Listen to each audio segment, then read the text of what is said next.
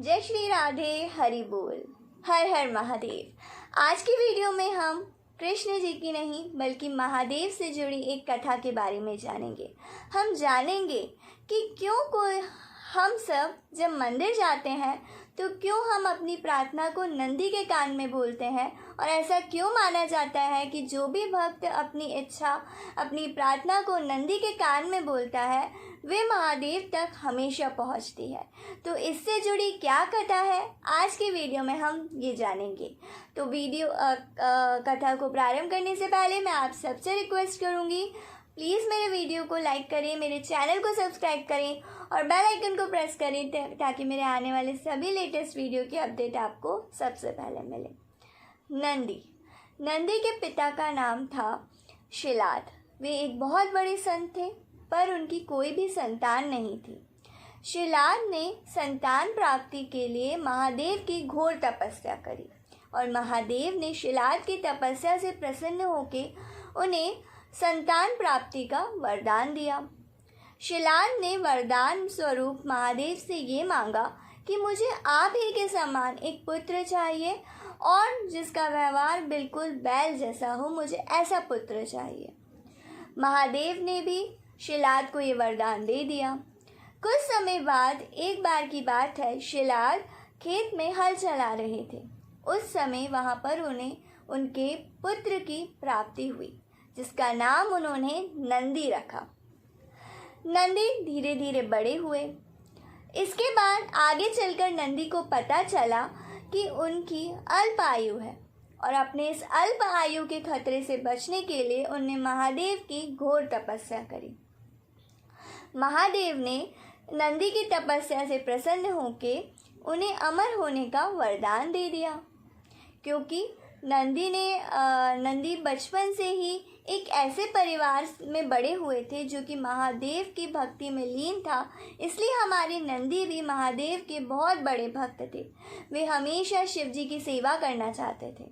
जब महादेव ने नंदी को अमर होने का वरदान दिया तभी से नंदी ने महादेव की सेवा करना चालू कर दिया। नंदी महादेव के साथ ही कैलाश चले गए और कैलाश में अगर महादेव से मिलने कोई भी आते थे तो उन्हें सबसे पहले नंदी से मिलना पड़ता था। नंदी कैलाश में आने वाले महादेव के हर भक्त से सबसे पहले मिलते थे और उसके बाद वो भक्त महादेव से मिल पाते थे। ये तो बात हुई नंदी कैसे कैलाश गए। जब कुछ समय बाद शिलाद जी कैलाश पधारे और उन्होंने महादेव से कहा कि आपने मुझे सही तरह से वरदान नहीं दिया। आपने तो मुझे एक पुत्र रत्न की प्राप्ति दी थी, मुझे पुत्र प्राप्त हुआ, पर मैंने पुत्र क्यों मांगा था? मैंने पुत्र इसलिए मांगा था ताकि वो मेरी सेवा करे। पर नंदी तो आप ही के पास रहते हैं, आप ही की सेवा करते हैं, तो मैं पुत्र की सेवा का फल कैसे प्राप्त करूँगा महादेव? तो जब शिलाद ने महादेव से ऐसा बोला तो उसी समय महादेव ने नंदी को आदेश दिया कि तुम अपने पिता शिलाद के साथ अपने घर लौट जाओ। नंदी जाना तो नहीं चाहते थे पर महादेव की आज्ञा को भी नहीं टाल सकते थे। जैसे ही महादेव ने नंदी को आज्ञा दी, नंदी शिलाद के साथ घर चले गए। नंदी के जाने के बाद महादेव भी दुखी थे और हमारे नंदी भी दुखी थे। जब उस शिलाद ने देखा कि नंदी बहुत दुखी हैं, वे महादेव के बिना रह नहीं पा रहे हैं, तो शिलाद फिर से कैलाश गए और महादेव से प्रार्थना की कि वे नंदी को पुनः आदेश दें और अपनी सेवा में वापस ले लें।